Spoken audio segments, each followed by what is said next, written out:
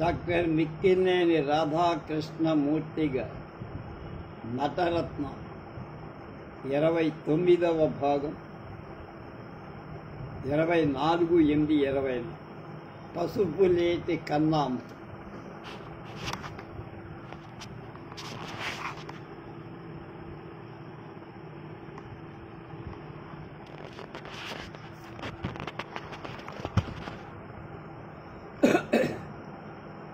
కృష్ణం భజ రాధా అనే తెలుగు రికార్డుతో ఆనాటి ఆంధ్రదేశాన్ని ఉర్రూతలూగించి శ్రోతలను ఆకర్షించి ఆనందపరచి అమర గాయనిగా ప్రముఖ స్థానం సంపాదించుకున్న వ్యక్తి శ్రీమతి పసుపులేటి కన్నాంబ.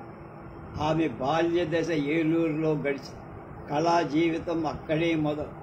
ఆమెకు ఆ వయస్సులోనే పాటలన్నా నాటకాలన్నా నటన అన్న పంచప్రాణాలతో సమానం.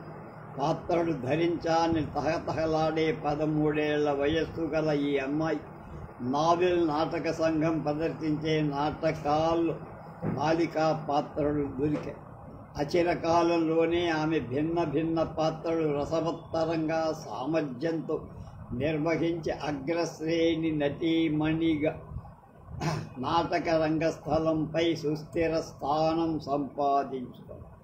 రంగూన్ రౌడీ, సావిత్రి, అనసూయ, సత్యహరిశ్చంద్ర మొదలైన నాటకాలు సుప్రసిద్ధ నటులతో ఆమె పాత్రలు ధరించి కొద్ది కాలంలోనే రాజరాజేశ్వరి నాట్య మండలి స్థాపించి ఆంధ్రదేశం అన్ని పట్టణాల్లో ప్రదర్శనలిచ్చి ఉత్తమ రంగస్థల మణిగా కెట్టుకో.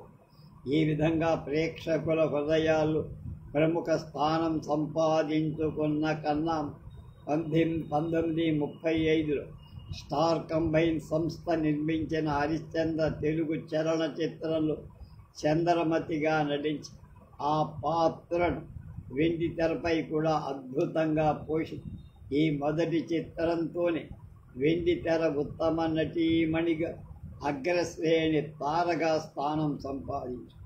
ఆమె రెండవ చలనచిత్రం ద్రౌపది వస్త్రాపహ. ఈ సినిమాలో 1936లో కొల్హాపూర్ సరస్వతి టాకీస్ సుప్రసిద్ధ రంగస్థల నటులతో నిర్మించి కన్నాంబ ద్రౌపది చలనచిత్ర నటులతో ఉన్నత శిఖరాలు అందుకున్నది ఆ సినిమా. ఆమె చలనచిత్ర జీవితంలో సుస్థిరమైన స్థానం సంపాదించి పెట్టినవి ఈ రెండు పాత్రలు. 1940లో భవానీ ఫిలిమ్స్ చారు చండిక చిత్రం నిర్మించారు. చండిక పాత్ర ధరించి కన్నాంబ చిత్ర నిర్మాణ సమయం ప్రతిరోజు చిరుతప్పులకు అన్నపానాదులు స్వయంగా ఇస్తూ వాటిని మచ్చిక చేసుకునేవారు. స్త్రీలు క్రూర జంతువులతో నటించే సన్నివేశాలు గల తెలుగు సినిమాల్లో చండిక మొదటి. వ్యక్తిగతంగా ఆమె ఎంతటి సాహసవంతురాలు ఈ సంఘటన మనకు చెబుతారు. ఆ చిత్రంలో నేనే రాణినైతే అనే పాట ఆమె నటన ఈ చిత్రం దర్శించిన వాళ్ళు ఎప్పటికీ మర్చిపోలేరు.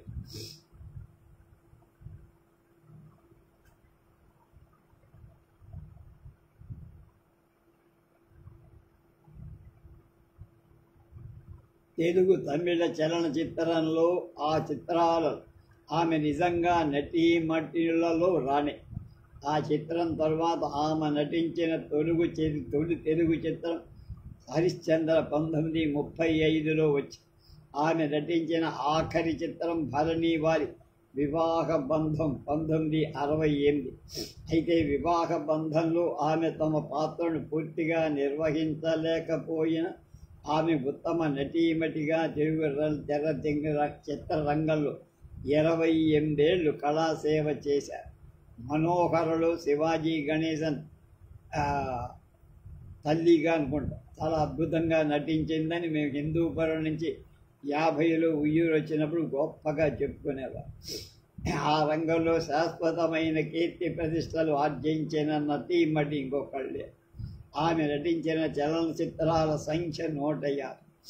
జానపద, పౌరాణిక, సాంఘిక చిత్రాలు అన్నిటిలో ప్రముఖ పాత్రలు ధరి భక్తిరస ప్రధానమైన పాత్రలు ఎంత ఉన్నతంగా నిర్వహించేదో అంత సామర్థ్యంతో రౌద్ర కరుణ రసాలు అందించే పాత్రలు కూడా ఆమె ఉత్తమ నటన ప్రతిబింబించే తెలుగు చిత్రాలలో ద్రౌపది వస్త్రాపహరణం, సత్యహరిశ్చంద్ర, పాదుక, చండిక, కనకతార, పల్నాటి యుద్ధం, గృహలక్ష్మి, తల్లి ప్రేమ, అనార్కలి, దక్షయజ్ఞం, సౌదామిని, ముగ్గురు కొడుకులు, మనోహర, నవజీవనం, సుమతి, తోడికోడళ్ళు, పేదరైతు, సక్కుబాయి, మాంగల్య బల, కృష్ణ కుచేల, ఆత్మబంధు. ఇటు చలనచిత్ర రంగంలో కూడా 25 ఏళ్ళు ఆమె అద్వితీయ నటీమణిగా కీర్తిపో.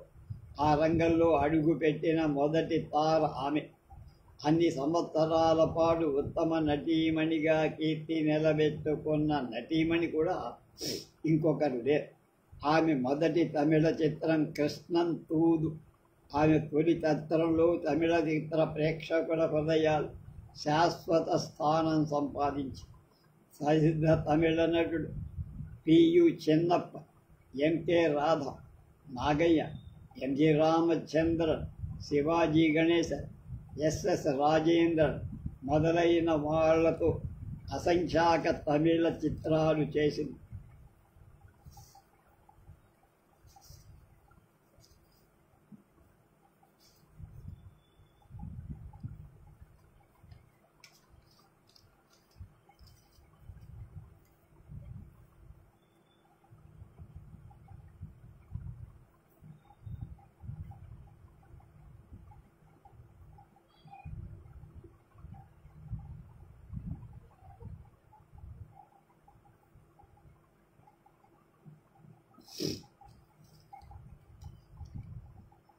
శ్రీమతి కన్నాంబ జీవిత భాగస్వామి కడారు నాగభూషణ ఆమె వ్యక్తిగత జీవితాన్ని, నటనా జీవితాన్ని తీర్చిదే ఆమె ఉన్నత స్థితికి కారకుడైనవి.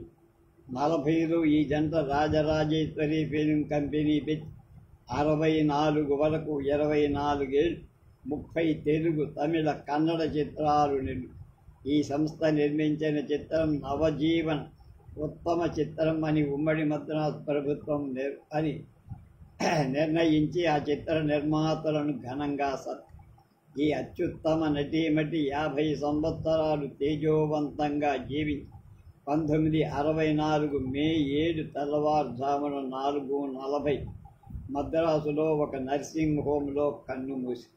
అది దక్షిణ భారత చలనచిత్ర గగనసీమలో ఒక తార అస్తమించినరు. ప్రపంచమే ఒక నాటక రంగం. స్త్రీలు, పురుషులు, నటులు మాత్రమే వచ్చే పోయే చర్యలతో ప్రతి ఒక్కడు తన కాలంలో ఎన్నో పాత్రలు అభినయిస్తూ ఉంటాడన్నట్టు షేక్స్పియర్. మల్లా జోస్యుల సత్యనారాయణమూర్తి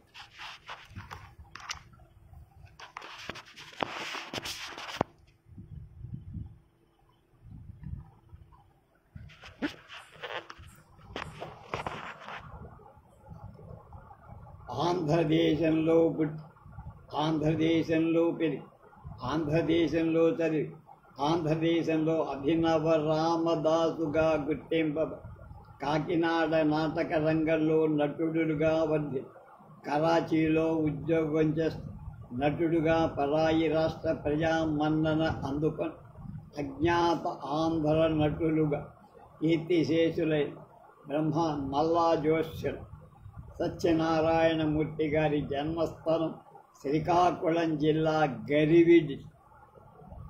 శ్రీకాకుళం జిల్లా గరివిడి.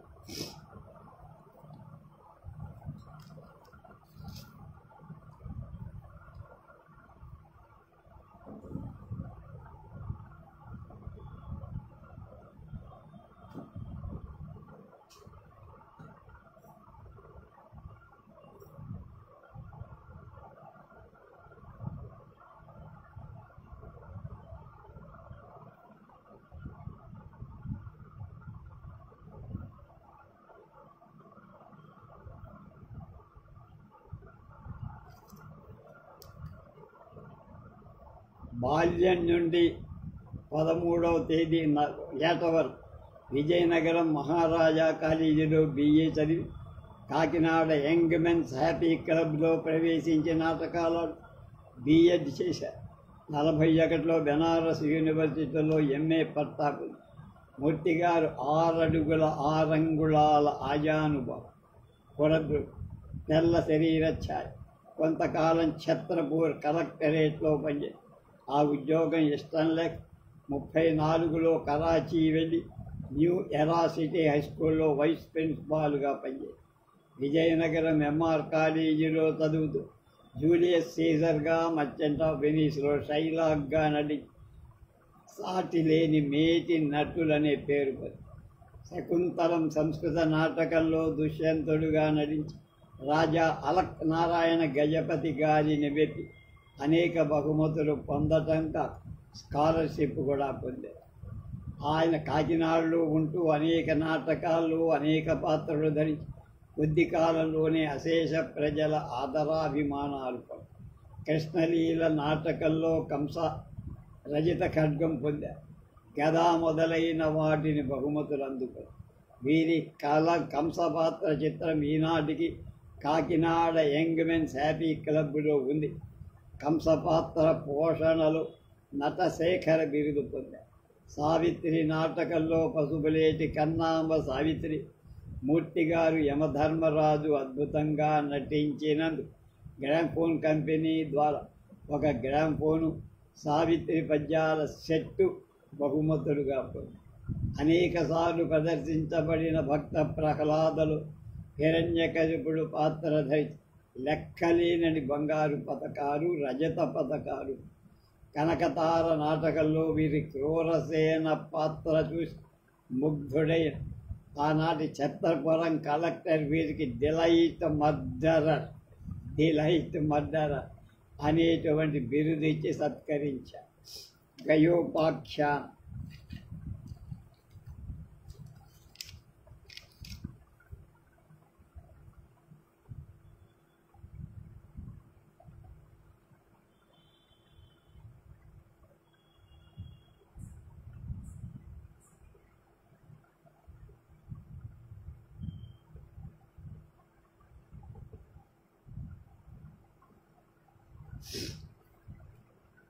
గయోపాఖ్యానంలో అర్జునుడు, దేవదేవిలో విప్రనారాయణ, ప్రతాపరుద్రేయంలో యుగంధరుడు, బుద్ధిమతి విలాసంలో యతి, చింతామణిలో బిల్వమంగళుడు మొదలైన పాత్రలు సమర్థంగా నటించి ప్రేక్షకుల మెప్పు పొంది అనేక పారితోషికాలు పొందారు.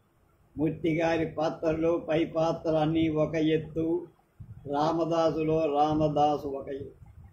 పాత్రాధారణలో సహజత్వం కోసం శిరోజాలే తీసేశాడు ఆయన, జుట్టుకొండి. రామదాసు నాటకాలు ఎన్ని ప్రదర్శించారో లెక్కేలేదు. ఆనాడు రామదాసు నాటకాన్ని ప్రదర్శించడంలో అఖండమైన పేరు ప్రఖ్యాతులు అందుకున్నవారు అల్లూరు కృష్ణ విలాస సభవారు. అభినవ కబీర్ పేరు పొందిన పర్వతరెడ్డి రామచంద్రారెడ్డి మూర్తి గారు రామదాసుగా నటించారు. కరాచీ సింధ్ మ్యూజికల్ అసోసియేషన్ వారు ప్రతి ఏడాది నిర్వహించే లలిత సంగీత పోటీలలో పాల్గొని 1935, 36, 37 సంవత్సరాలు మన సంగీత ప్రతిభ చాటి ప్రథమ బహుమతి పొంది చివరికి ఆ సంఘానికి ఉపాధ్యక్షులుగా ఎన్నికయ్యారు. 1943లో మూర్తి గారిని దర్శించిన బళ్ళారి రాఘవ, నీ నటన నన్నే ముగ్ధుని చేస్తోందయ్యా, మా ఊరికి మళ్ళీ ఎప్పుడొస్తావురా, మళ్ళీ నీ నటన చూడగలను లేను అన్నారు. ఆ తర్వాత మూర్తి గారు కాకినాడ నుంచి సరాసరి కరాచీకే వెళ్ళిన నెలకే రాఘవ అస్తమించి సంవత్సరం తిరగక ముందే మూర్తిగా 45 అక్టోబర్లో రాచపుండు వల్ల విపరీతమైన బాధకు లోనై పరాయి దేశమైన కరాచీలో చనిపోయారు. నేలనూతల రామకృష్ణ అనేక మంది నటులు నటనలు చాలా సమర్థులైన రంగస్థలం మీద నటించేటప్పుడు నిగ్రహాన్ని కోల్పోతూ నటించడం ఎంత తెలిసినా ఆ అభినయం హద్దుల్లో ఉండదు. అభినయం హద్దులు దాటితే చాలా పేలవంగా, నటుడికి ఎంత నిగ్రహం ఉంటే అంత మంచిది. ఒక్కొక్క నాటకంలో 3 గంటల ఏకధాటిగా నటించాల్సి వస్తుంది. ఒక్కో పాత్ర అనేక అవస్థలు అనుభవించి అనేక స్థాయిల్లో నటించాల్సి. అంతలోనే ఏడవటం, నవ్వటం, మరో సన్నివేశంలో ఆనందంతో త్వరతూగటం, ఇలా ఒక భావం నుంచి మరో భావంలోకి మారగల అభినయం చాలా కష్టమైంది, క్లిష్టం. సరైన పాత్ర అవగాహన ఉంటే కానీ సాధ్యం కాదు. కానీ అలాంటి నిగ్రహాన్ని తాను ధరించిన అన్ని పాత్రల్లో తూచా తప్పకుండా నటించిన నటకాగ్రేసరుడు నేలనూతల రామకృష్ణయ్య. నెల్లూరు ఆంధ్ర సభ నాటి నుండి ఇవాల్టి కళాసేవ చేస్తున్న సంస్థ. ఆ సంస్థాపకుల్లో నేలనూతల రామకృష్ణయ్య ప్రముఖ. ఆంధ్ర సభ, వేదం వెంకటరాయ శాస్త్రి, ధర్మవరం రామకృష్ణాచార్య, కోలాచలం శ్రీనివాసరావు మొదలైన వారి ప్రసిద్ధ నాటకాలను, చిలకమర్తి వారి గయోపాఖ్యానాన్ని, ముత్తరాజు వారి తులాభారాన్ని ప్రసిద్ధంగా ప్రదర్శించే రోజులకు ఆ నాటకాల్లో కందాడై శ్రీనివాసన్, కాశీ చెంచు సుబ్రహ్మణ్యం, నేలనూతల రామకృష్ణయ్య, రాయప్రోడ్ సుబ్రహ్మణ్యం మొదలైన ఉత్తమ నటులెందరో సమర్థవంతంగా పాత్రలు పోషించి, అలా ఆయా పాత్రలు అత్యుత్తమంగా పోషించి నెల్లూరు ఆంధ్ర సభకు, తద్వారా తెలుగు నాటక రంగాన్ని ఎనలేని పేరు ప్రతిష్టలు చేకూర్చి పెట్టినవారు నేలనూతల రామకృష్ణయ్య గారు నెల్లూరులో పుట్టారు. సుప్రసిద్ధ అమెచ్యూర్ నట ప్రముఖుడు, గొప్ప సంగీత విద్వాంసుడు, జ్యోతిష, వైద్య, విద్యా, వేదాంతాలలో గొప్ప ప్రతిభ కలవారే కాక ఉపాధ్యాయ వృత్తిలో పవిత్ర జీవితాన్ని సాగించిన ఆదర్శ కళాకారుడు. ఆయన ఏనాడు నాటక రంగాన్ని వృత్తిగా స్వీకరించలా. కళా దృష్టితో, తృష్ణతో ఒక పక్క ఉపాధ్యాయుడిగా కార్యక్రమాలు చేస్తూ, మరోపక్క అమెచ్యూర్ నటుడుగా నాటక రంగాన్ని తీర్చిదిద్దారు. రామకృష్ణయ్య గారు అభినవ నారం, అపర చాణక్య బిరుదాంకితులు, అనేక సువర్ణ రజత పథకాలను అందుకొని సుదేవ, అశ్వత్థామ పాత్రలలో కాంపిటీషన్ మెడలిస్ట్, రామరాజు, ఖడ్గతిక్కర్, విద్యానాథుడు, భరతుడు, కుమ్మరి గుండప్ప వీరి అభిమాన పాత్ర. ముత్తరాజు సుబ్బారావు గారు కృష్ణ తులాభారం నాటకంలో నారద పాత్ర వీరిని దృష్టిలో ఉంచుకొని రచింపబడిన నారద పాత్రలో గానంలో, నృత్య గీతాలను ఆలపించడంలో ఉదాత్త గంభీర్యంతో మనోహరంగా ఉండి అనేక మంది నారద పాత్రధారులు తన అభినయ చాకచక్యంతో తలకిందులు చేసిన ఘనాపాటి రామకృష్ణ. కీర్తిశేషులు బళ్ళారి, స్థానం, ఎడవల్లి, రాయప్రోలు, అద్దంకి, మాధవపెద్ది ఈయన సహనటుడు. 1937 కలకత్తాలో నిర్మించిన చిత్ర నడీయం చిత్రంలో ఈయన సుదేవ పాత్రధరి. 67 ఆంధ్రప్రదేశ్ ప్రభుత్వ సన్మానాన్ని పొందారు. వీరి వద్ద విద్యను అభ్యసించిన వాళ్ళు అనేక చలనచిత్ర రంగాల్లో ప్రముఖ స్థానాన్ని పొందారు. ప్రసిద్ధ నటులైన రామకృష్ణయ్య గారు 1974లో 82వ ఏట కీర్తిశేషులయ్యారు. చిప్పాడ పెదవరహాలు.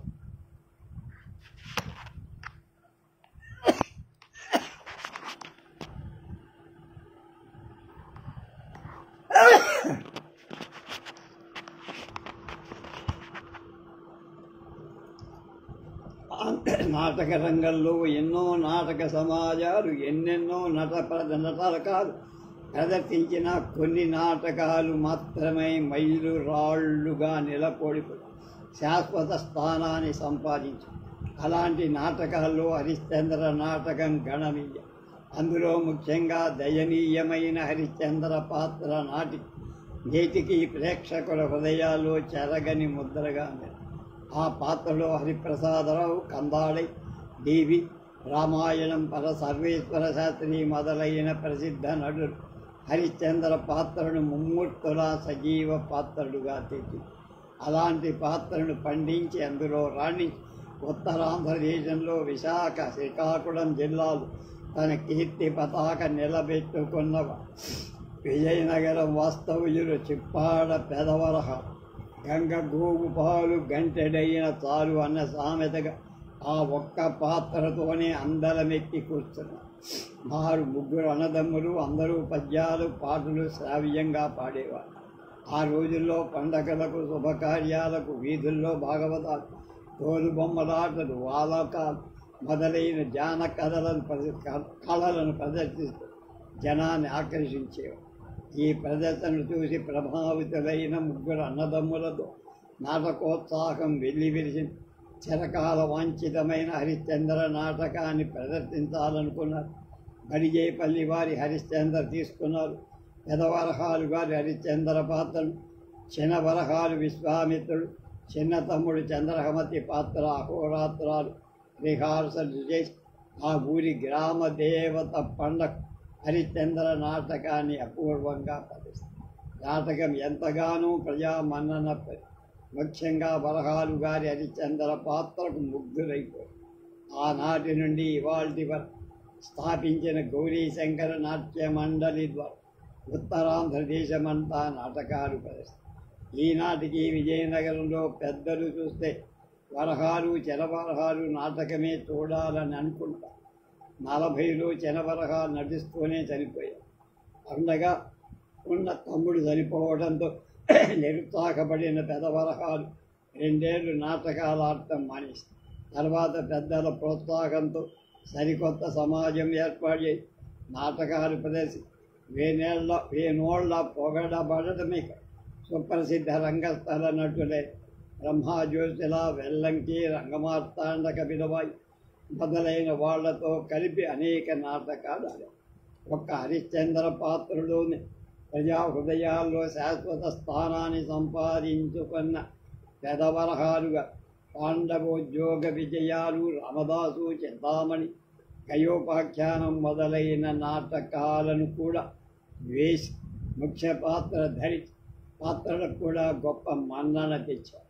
ఇంతగా ప్రజాభిమానం చూరగొన్న వరహాలు గారి 1945లో శృంగవరపు కోట దరికొరారుపల్లి గ్రామంలో ఘంటా కంకణ బహుమానం సుప్రసిద్ధ వాయులీన విద్వాంసుడు పద్మశ్రీ ద్వారం వెంకటస్వామి నాయుడు గారు శ్మశాన ఘట్టంలో వరహాలు గారి నటన ద్రవీభూతులై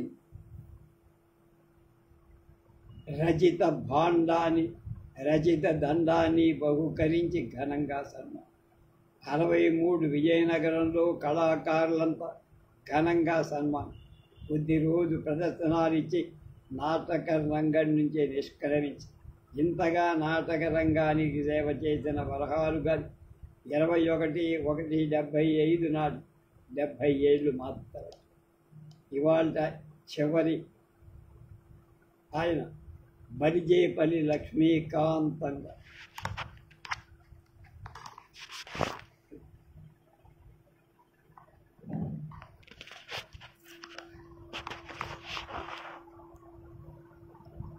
గుంటూరు జిల్లా హిందూ నాటకమనే పుస్తకం పెట్టి 1882 మొదలు 12 వరకు, అంటే అదొక 8, 12, 27 కొండుభట్ల సుబ్రహ్మణ్య శాస్త్రి, పోడూరు హనుమంతరావు, పాతూరు శ్రీరాములు మొదలైన వాళ్ళు ఈ సమాజం ఆనాడు మద్రాసులో, ఆంధ్రలో పర్యటించి రామదాసు, పద్మవ్యూహం, హరిశ్చంద్ర, చిత్రనళీయం, సారంగధర మొదలైన నాటకాలు ప్రఖ్యాతి.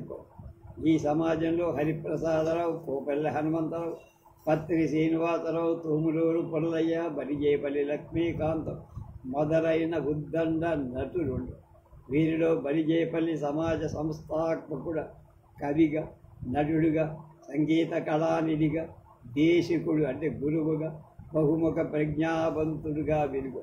హరిశ్చంద్ర నాటకం ద్వారా ఆంధ్ర ప్రజా సామాన్యానికి చిరపరితుడైన లక్ష్మీకాంతంగా 1905లో బడిజేపల్లి లక్ష్మీకాంత్ బుద్ధిమతి విలాసాన్ని, 1910లో ఉత్తర రాఘవాన్ని, 12లో సత్యహరిశ్చంద్ర నాటకాన్ని, సాత్రాజితీయాన్ని రచించారు. వీటిలో హరిశ్చంద్ర నాటకం అత్యుత్తమ శ్రేణికి చెందిన బుద్ధిమతి విలాసం నాటకాన్ని ఒకప్పుడు ఆనాటి విద్యాధికులు సమాజాలు ప్రదర్శించాయి. పాత్రాజితీయం కొద్ది సమాజాలు మాత్రమే ఆదాయి. కానీ హరిశ్చంద్ర నాటకాన్ని మాత్రం ఆ అంచు నుండి ఈ అంచు వరకు అన్ని నాటక సమాజాలు ప్రజలు ఆదరించారు. పుస్తకాలు కొని చదివారు. మాయామేయ జగంబె నిత్యమనే పద్యాల్లాంటివి కంఠస్థం చేశారు. ఈ విధంగా శతాబ్దికి 50 ఏళ్లపై హరిశ్చంద్ర నాటకంలోని పద్య వీర విహారం చేశాయి.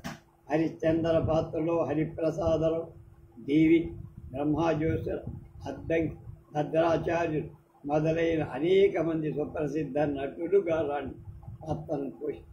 గుంటూరు ఫస్ట్ కంపెనీ నాటకాలు బడిజేపల్లి అనేక పాత్రలు ధరించి పేరు తెచ్చుకున్నారు.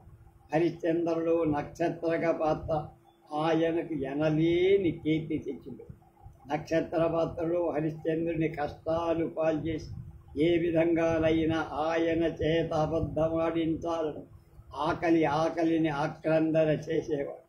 నడవలేక చస్తున్నానని కూలబడే అడవిలో నడుస్తూ అదుగో పులి ఇదిగో పులని గగ్గోలు పెట్టాడు. అర్ధరాత్రి నిద్రలో ఒక్కసారి యమోనని దెయ్యాలు భూతాలు పీడిస్తున్నాయి పిచ్చి కేకలేశాడు. హరిశ్చంద్ర ఎందుకు నన్నులా ఏడిపించడం? అప్పు తీర్చలేదని చెప్పవయ్యా, నీ వెళ్ళిపోతా అంటూ చీటికి మాటికి చెరబుర్రలాడు హరిశ్చంద్రుడిని చంద్రమతిని అడుగడుగున హింసిస్తూ వాళ్ళను ఇక్కట్ల పాలు చేస్తూ గురువు గారి పంతం నెగ్గించాలని నక్షత్రకుడు పడే పాట బలిజేపల్లి కళ్ళకు కట్టినట్టు నడిచి ఆయన నక్షత్ర పాత్రకు ముందు నాటి నక్షత్రక పాత్రధారులంతా తలలుంచేశారు. అంతటి నటుడు బలిజే. ఈ విధంగా నాటి నాటకాలు ప్రతి పాత్రోచిత నటన హృద్యంగా అభినయించి లక్ష్మీకాంతం గారు కవిగా 1881 గుంటూరు జిల్లా బాపట్ల తాలూకా ఈతికంపాడులో పుట్టారు. తండ్రి నరసింహశాస్త్రి, తల్లి ఆదిలక్ష్మం. మేనమామ చెన్నకృష్ణయ్య గారి దగ్గర విద్య నేర్చారు. భారత భాగవత రామాయణాలు చక్కగా చదివి అర్థం చెప్పగల వీరి మేనత్త సరస్వతమ్మ గారి అన్ని గాథలు నేర్చుకున్నారు. ఆమె వద్ద చిన్నతనంలోనే సంస్కృతాలు నేర్చారు. ఆంధ్ర సంస్కృతాలు. కర్నూలులో మెట్రిక్ పాస్ అయ్యారు. చిన్నతనం నుంచి కవిత్వం చెప్పేవారు. సంగీత సాహిత్యాల్లో అభిరుచి ఎక్కువ. కొంతకాలం కర్నూలు రిజిస్ట్రార్ ఆఫీసులో హెడ్ గుమాస్తా, కొంతకాలం గుంటూరు హిందూ కాలేజీలో తెలుగు పండిట్. ఉద్యోగాన్ని వదిలి తెలుగు సంస్థానాలు దట్టి అవధానాలు చేశారు. 22లో 19 చల్లపల్లి రాజా గారి సహాయంతో గుంటూరులో చంద్రికా ముద్రణాలయాన్ని స్థాపి ఉప్పు సత్యాగ్రహంలో పాల్గొని 2 ఏళ్ళు దుర్భర కారాగార వాసం. తర్వాత 26లో ఫస్ట్ కంపెనీని తిరిగి స్థాపించి సత్యహరిశ్చంద్ర, ఉత్తర రాఘవ నాటకాలు ఆడారు. ఆ 30లో రంగూరు ఆంధ్రుల ఆహ్వానం మీద అక్కడికి వెళ్ళి అక్కడ కళాశాలలో విద్య గురించి ఉపన్యసి సత్యహరిశ్చంద్ర నాటకాన్ని ప్రదర్శించి ముగ్ధులైన అక్కడి ఆంధ్రుడు కవితా కళానిధి అనే బిరుదు ఇచ్చి సత్తా.